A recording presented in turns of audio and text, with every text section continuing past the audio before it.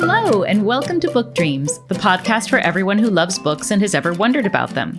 I'm Eve Yohalem, a children's book author. My books include The Truth According to Blue and Cast Off, The Strange Adventures of Petra de Winter and Bram Broen. And I'm Julie Sternberg. My books include Like Pickle Juice on a Cookie and its sequels, and the Top Secret Diary of Celie Valentine series. In each episode of this podcast, we consider a book-related question. And in this episode, we explore what it's like for an author to write in a whole multitude of genres. How do you make the shift, say, from writing children's books to, writing a memoir? I'm so excited about this episode. I know. Well, it definitely hits home for you. Yes. Should I say a little bit about why? Yeah, please. Let's not keep everyone in suspense.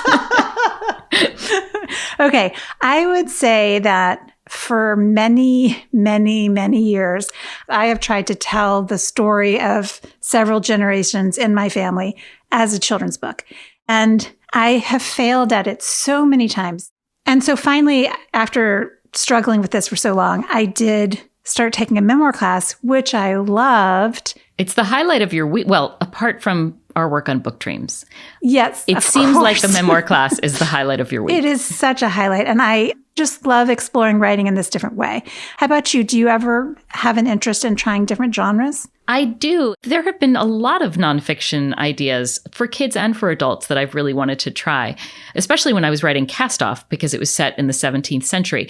I really wanted to do some sort of nonfiction book about, fun facts. Like, for example, did you know that back in olden times, when sailors would get shipwrecked and have to resort to cannibalism, it was called custom of the sea? You say the cannibalism part as if, of course I knew that. Well, it happened, right? You would get shipwrecked and there might not be any animals, or I don't know. Occasionally it would happen that people would have to resort to eating other people. Or things like, how did women handle menstruation before tampons and sanitary napkins? What did they use? These are all things that I spend a lot of time wondering about. Do you know? Do you know what they used? I'm fascinated. I do happen to know. I mean, it depends on what time period and where, but sometimes women would use sea sponges. Often women would just use rags. And remember, this is before underwear. So, if you put a rag, well, this is maybe, you can see I've spent a lot of time thinking about it. Anyway, this is not where I thought this episode would go. If listeners would like to know more about how women handled menstruation before the modern age, just, send us an email and we'll look into it for a future episode. Anyway, for this episode, we talked with two phenomenal writers who have written in many genres, KJ Dell'Antonia and Tricia Elam Walker. And we spoke first to Tricia. Tricia Elam Walker is an award-winning author, attorney, and educator. Her first novel, Breathing Room, was published in 2001. Her latest book, which is a picture book for young children called Nana Akua Goes to School, was just published in June. Her work has appeared in the Washington Post, the Baltimore Sun, and Essence. Tricia's plays, because she's also written plays, she's written Bold Moves and With Glittering Eyes, which were both produced in Boston in 2018 and 2019. And because that's not enough, Tricia is an assistant professor of creative writing at Howard University. We've started by asking Tricia how she made the transition from being a lawyer to being a writer. And here's what she said.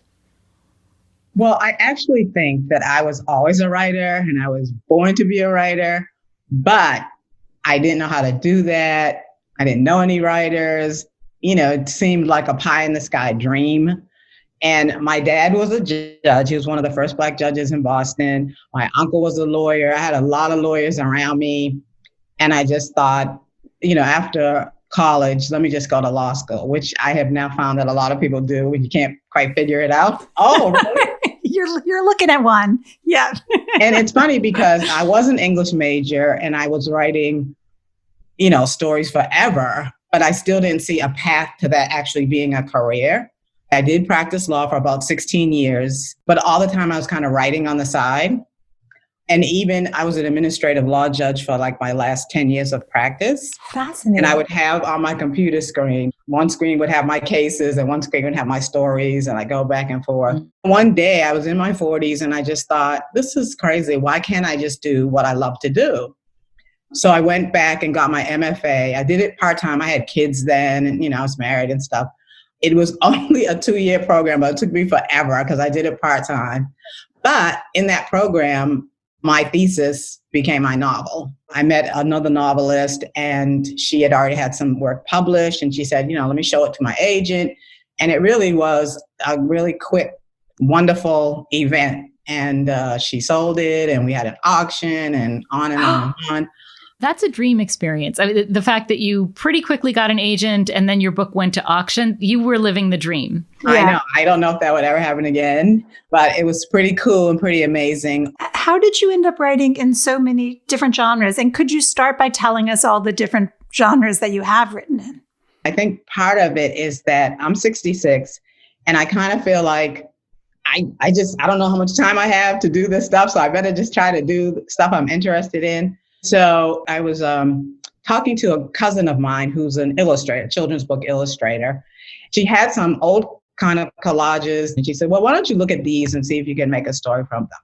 And I sort of got an attitude because I thought, well, I'm usually the boss of the story. I don't want to have to form my story around it. But all that said, her collages were beautiful. And I thought, okay, this is a challenge. Let me try to do it. We got a lot of rejections. So we sort of put it aside. And then I had an event at Howard about publication. And there was a woman who had done all the jobs. She'd been an agent, she'd been an editor, she'd been a writer. And I just was like, let me just talk to this woman. Long story short, she became my agent. And it took a minute, but not that long, before she was saying, Random House wants it. I was like, Random House, that is crazy. The story with that book, though, is because my cousin has won all these awards and is so famous in this realm, she has all these projects that take precedence. So that book is not coming out probably till maybe 2022. Because that book wasn't going to come out for a while, they said, we're going to give you a separate book contract. And I was like, oh, because I didn't have another book. Right. So I was thinking, okay, now what am I going to do? So I have to tell you, I'm a Buddhist. I was chanting one day. I was at a friend's house, and he had these 2 African masks. And somehow when I was chanting and looking at these masks, a story kind of came to me about a little girl who maybe had tribal scarring on her face, and that she might be worried that people would stare at her or not understand it or be mean to her or laugh at her. And so I thought, okay, I'm going to try to write about that. When I started doing research, I found that probably it would not be her generation still doing that. So I decided, okay, it's going to be her grandmother. When we interviewed Tricia, the book hadn't come out yet, and so neither of us had read it. But I have now read Nana Akua Goes to School, and here comes the quelling part. This book is so, so wonderful. I'm just going to read aloud the line that made me fall in love with the book. Although Nana's feet didn't even reach the floor, she seems as tall as the giant playground slide. Maybe that's because she's filled to the brim with stories about growing up in West Africa, where people carve statues out of wood, trees drip with mangoes, and crayon-colored outdoor markets sell everything you can imagine. Oh my God, it's just beautiful. Well, the language is so gorgeous, but also a grandmother who is filled to the brim with stories. I know. Of course, she's Zora's favorite person in the whole world. What I love, too, is that Zora loves her. She's her favorite person, but she feels a little embarrassed by her, right? That's kind of the tension in the first part of the book. And I love that acknowledgement. I love, too, that Tricia has had 2 different experiences writing children's books. She's both, written the text and then someone has illustrated it, which is this book. And she said that her cousin had already created illustrations that she then used as inspiration for the story, which is a different way of going about it and kind of fascinating. Right. It is very unusual. Yeah. So we continued our conversation with Tricia by asking how she came to write her first play, Bold Moves. And then we got into her nonfiction writing and her teaching. I love plays.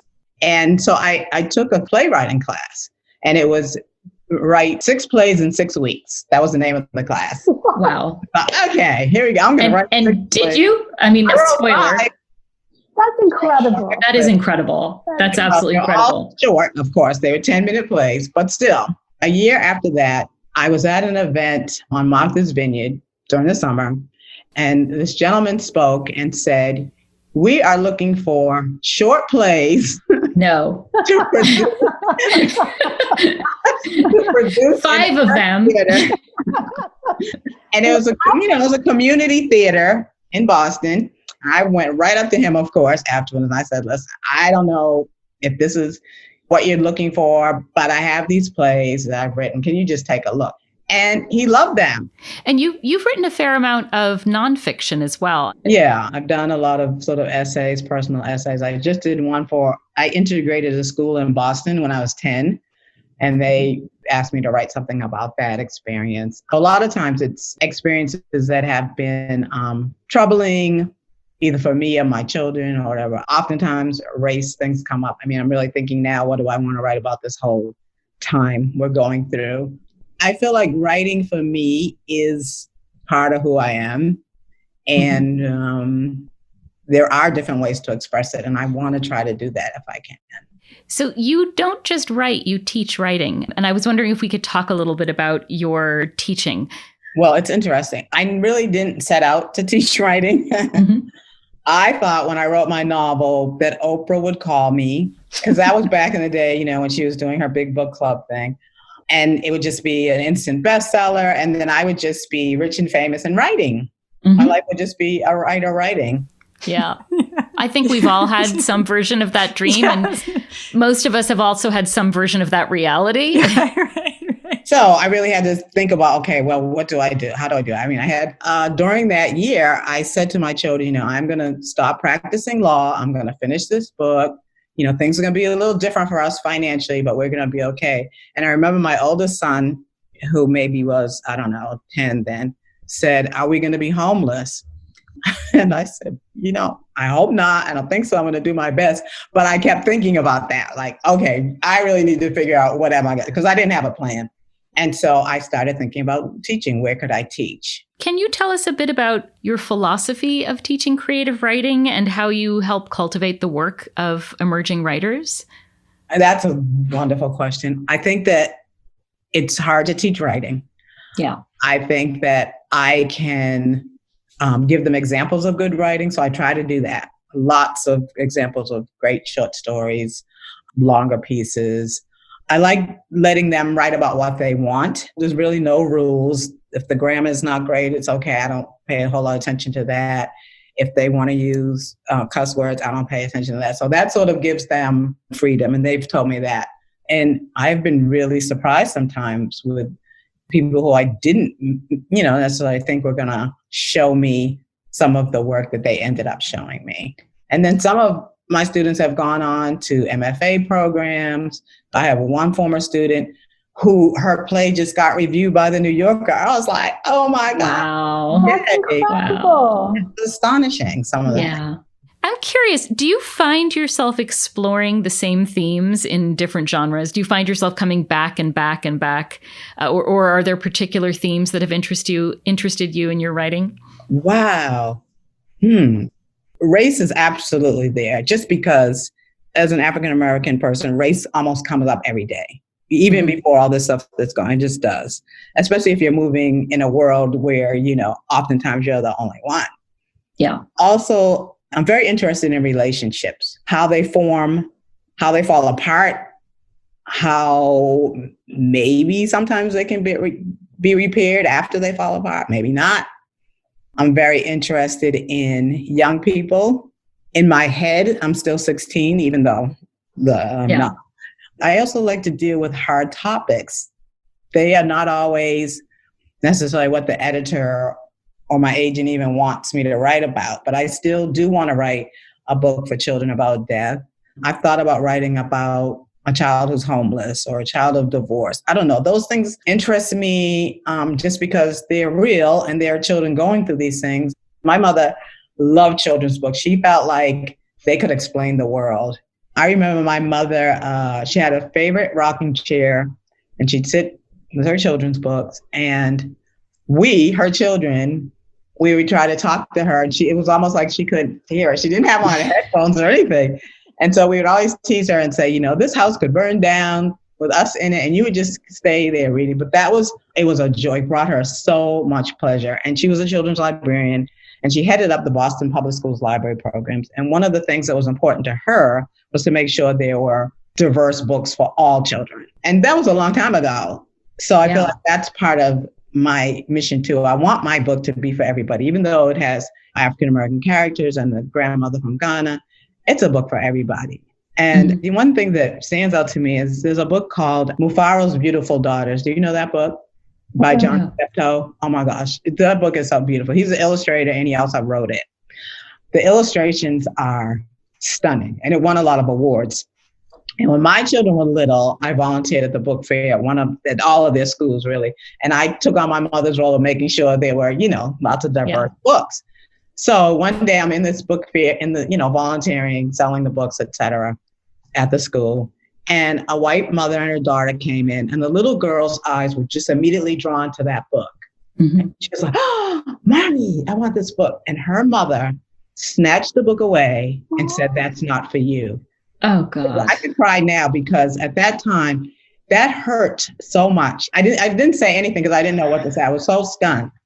But I think about that often because I think about how that was a moment, that was such a teachable moment when she could have, even if she didn't buy the book, let her daughter look at the book, because this whole idea of that's not for you. Yeah. That's only for them. And that's one of the reasons we have the crisis we have now. When I was little, I didn't have Black children's books, but I was able to empathize and put myself in those situations. And those stories still, mean something to me today. And that is how I learned about the world. So we got to do better with that. I was going to say that defeats one of the most meaningful purposes of reading, which is empathy and learning, about cultures and realizing our similarities, no matter differences in how we might look and all of that. It's just. Yeah, absolutely. It's just heartbreaking, right? When people tell other people that a book is not for them, it's infuriating, it's heartbreaking, and it's such a loss for everyone involved. And it just makes me so upset. And it reminds me in episode 8, when we interviewed Anne Boyd Rue about Little Women, do you remember, Julie, we had a discussion about how initially Little Women was this book that everyone loved, adults, children, boys, girls, and that over time, this insidious idea grew that Little Women was a book for girls, and that boys couldn't read it. And what a terrible loss. And as you said in our interview with Tricia, what a terrible loss of an opportunity to learn empathy. We also interviewed another writer who has written in many genres, KJ Dell'Antonia. And KJ is the author of the viral New York Times essay, Why I Didn't Answer Your Email. She's also the former editor of the Times Motherlode blog, the author of the book How to Be a Happier Parent, and a co-host of the #amwriting podcast. Can I just say really quickly that I love that podcast. Well, this is how we found out about KJ, because exactly. you've been listening to the podcast forever. And then through you, I started listening to the podcast. It's terrific. Yeah, it's really, it is aimed at writers, but it's a wonderful way to listen to folks who are going through similar experiences if you are a writer and think about it. I thought it was interesting that, like Tricia, KJ told us she felt like she was always meant to write novels. She started out as a freelance journalist and made her way to the New York Times for several years before turning her attention to fiction. And here's how she evolved to become a novelist, beginning with her experience as an editor at the New York Times. So when I was there, I both wrote and edited everything that anyone saw on that column in the Times for the entire time. And it was awesome. It was amazing job. Truly a dream that I would wake up every day and whatever I had that I felt parents needed to hear, I could write it in the New York Times. That was beyond my craziest dreams, really. And I would frequently be the piece in the Times that was covering something like a new effort to provide mandatory parent leave for people from senators, or a controversy around whether or not people were paying their nanny taxes. So I had the opportunity to do a lot of really interesting journalism there, but also the opportunity to write my own essays, which were edited by some really great editors. and then the opportunity to become one of those editors. So are there things that you prefer about writing books as opposed to shorter pieces? I like having more time to think about it. I mean, in particular at the times I was on, it's a constant deadline. But even now, it's kind of weird because I have written so many essays, but there's so much writing on an essay, so much writing on every word. It just needs to be so tight. And so I can get kind of anxious around writing an essay. And also, if people miss the point, there was only one chance to make it. Right. With a book, you get to say so many more things, so that I feel like my chances of communicating are better. And sometimes I just boggle at how the sheer length of time it takes to write a book and then realize that you wrote it wrong and then write it again. So speaking of your longer form work, your first novel, The Chicken Sisters, is coming out soon. And Julie and I have both read it and really enjoyed it. You had a base of experience and audience in nonfiction, your parenting base, and this is a big switch. So how did you decide, I think I'm going to write a novel. I've spent my whole career doing nonfiction things. Time to make stuff up. I always meant to write novels. This is always what I was going to do when I grew up. Everything else was just me doing the easier thing. The thing where someone was more likely to sort of give you a gold star or give you a job. I didn't sort of take the leap into really throwing myself at fiction until I had securely sold the piece of nonfiction and the money was going to come in for that over the course of that year. I also thought this was my chance to make this jump. I think there's a shelf life to being a parenting writer, and depending on why you're doing it. If you're doing it because you're in education or you're really interested in early childhood, that's all one thing. But I tended to be more interested in the policy aspects. And while that's still going on, it becomes really frustrating because nothing changes. And then there's only so much of your own experience you can write about. So I suspected I probably needed to be done with that. Yeah. Can you talk a little bit about how the writing itself of fiction is different from the writing of nonfiction and sort of what you think the pros and cons of each are? Oh, it's definitely different. I really had to learn to write fiction. So I spent a year hacking my way through to the messiest draft. I mean, it was like an octopus with 46 arms. I managed to draft it and get it together, but it just didn't feel, it was really hard to get it to come to an end. So while I was at that point, we, as a podcast, I'm the co-host of the amwriting podcast, we interviewed Jenny Nash, who's the founder of Author Accelerator and who makes her living as a book coach. And I went into that conversation thinking, well, I would never hire someone to work with me on this because then it would not be my story. And I came out of it going, this is a really good idea. She could teach me a lot. So I ended up working with her and also sitting down with a lot of books on just how to structure a story and how to make it work. So are there skills, do you think, from nonfiction that really helped you maybe hone the fiction or otherwise? I think there's a couple. One is just sitting down. If you're going to sit down and get some words out, you're going to get somewhere. And I've been sitting down every day for a really, really, really long time. And also, I've been writing when I didn't feel like I had anything to say for a really, really long time. That was the magic of that daily deadline job was, who cares if you don't have anything to say? You will say something because otherwise there will be a hole and people will be angry and possibly fire you. There is no greater threat than the fear that the New York Times will have a hole in it that is your fault. I can't even imagine. Yeah. I think the other piece, and this is kind of funny, I've never thought about this before, but transitions are really important in every kind of writing. Like if you're writing an essay, typically you maybe need to go from the little moment when you're showing the vignette at the beginning that's going to take you into the deeper piece of meaning that's going to take you into the societal question that's probably going to take you back to the vignette and then out again with close. So you have to find all these different ways to move your story along. It's actually true in fiction too. You have to move from the people talking to the people doing something the next day to somebody else being in a restaurant. And you need... It's so hard. I'm sorry. I just have to interrupt and say, like, even just walking outside. I don't know, like, how do I get the characters from here to there without being incredibly boring? Yeah. Well, I always liked Gretchen Rubin's advice, which is just don't write the boring parts. Oh, but that is so easier said than done. I'm sorry. It totally is. But whenever I'm feeling bored, that makes me go, this should be a transition.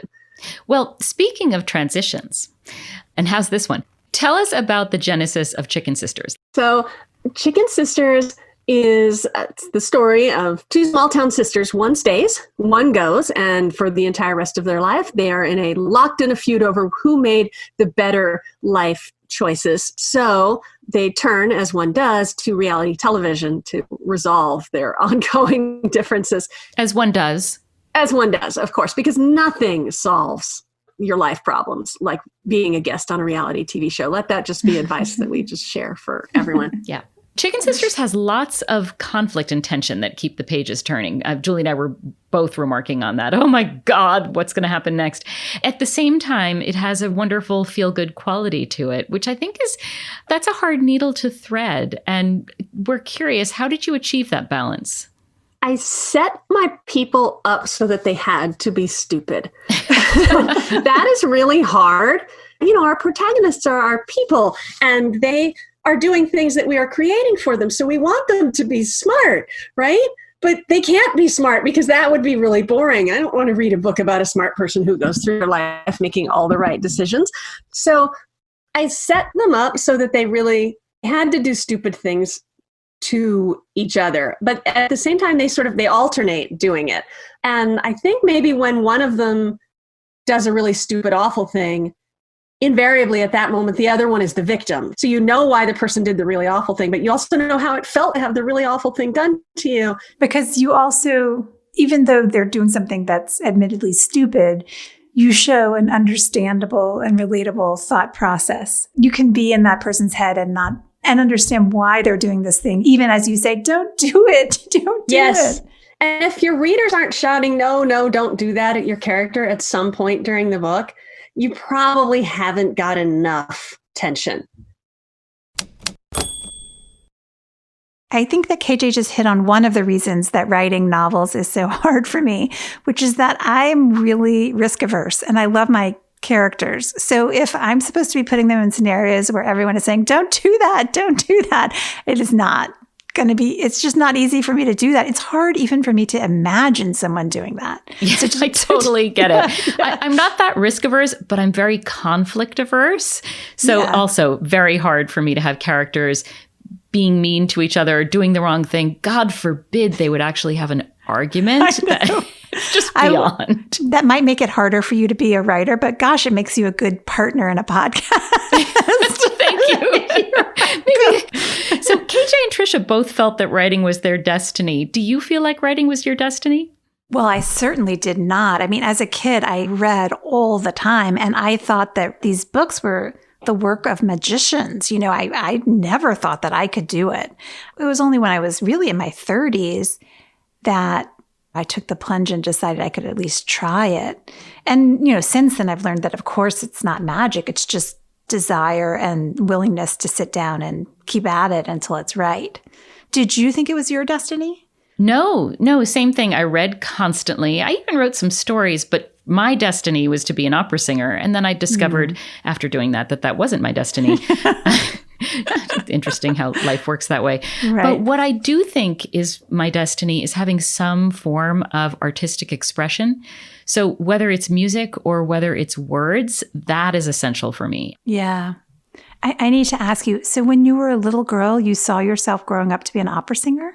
No, when I was a little girl, I saw myself growing up and thinking I was going to be a musical theater performer. Yes. And then here's my opera origin story. When I was in 9th grade, my choir teacher gave me a piece of music to learn. It was the letter duet in Mozart's Marriage of Figaro. And I thought it was the hardest, most beautiful thing I had ever done and listened to. And I fell in love. And it was from that moment that I wanted to be an opera singer. Aw, that's beautiful. When I was a theater kid in high school, my music teacher asked me, could I not hear that the notes were wrong? so sorry. I was about to say I had no idea you were a theater kid, and now I know why. Oh, that's terrible. That's really terrible because, like books, I believe that music is for everyone. And who cares if you can't carry a tune? Singing is one of the best things. Filling up your whole body with music is one of the best things a person can do. Well, and that's it for this episode of the Book Dreams podcast. Nice transition. Thank you. Do you want to take it from here? Sure. Thanks so much for listening. Please subscribe if you haven't already. And if you like the podcast and think someone else would too, please rate and review us on Apple Podcasts or your favorite podcast player. Be sure to let us know if there's a book-related topic you've wondered about, and we'll try looking into it in a future episode. You can reach us for that reason or any other at contact@bookdreamspodcast.com. We're also on Twitter at bookdreamspod and on Instagram at bookdreamspodcast. You can find Tricia at www.triciaelamwalker.com and KJ at kjdell'Antonia.com. Many thanks to our associate producer, Gianfranco Lentini, and to our theme music composer, Maya Polsky. You can find Eve at eveyohallam.com and me at juliesternberg.com. And check out the podcast website, www.bookdreamspodcast.com. Until next time, happy book dreaming. Happy book dreaming. Come listen to Book Dreams with Julie and